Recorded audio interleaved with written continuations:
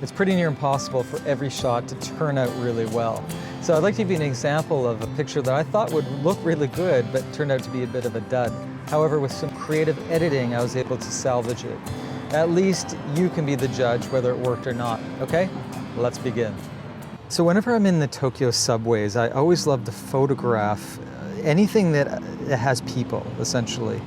And there's always some really interesting dynamic staircases and elevators and everything that a street photographer would want. However, this picture that I took with my iPhone, the idea was good, but it just didn't pan out to be something that's really super dynamic.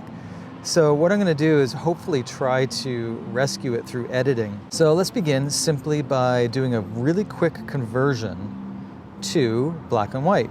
And there's a number of ways to do this. We're just going to go to our profiles and go to black and white. This is in Lightroom CC, by the way. And I'll just choose any black and white. It doesn't really matter at this point because the black and white aspects are something that you can fine tune later.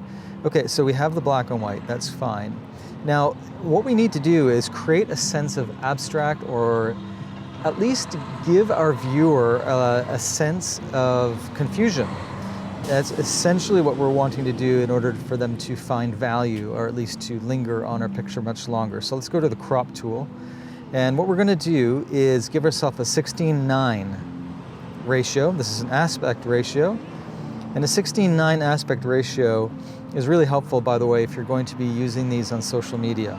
Okay, now we're just going to simply rotate until we come up with a very strange and abnormal rotation, okay? So that looks interesting. I just want to see the woman a little bit more at the bottom right. And as you can see, the woman's escalator is now perfectly in line with the bottom. So it's level, I should say. However, the other people are coming down the escalator on the other side in a very strange way. So let's just say yes to this. And it's that simple. Now you can say, well, that really didn't do much, but what it will do, I'm pretty confident, is it'll stop people in the tracks at least for 5 seconds or so. And really that's all you need with regards to your photography. It's important that we create some sort of confusion in our pictures so that the people who view your images will stay on your image longer, mainly because we go through hundreds of photos every single day. Okay, so it's that simple, black and white, rotation, and then of course you can do anything you want. Like we could rotate this upside down to have it even more abstract if you wanted to.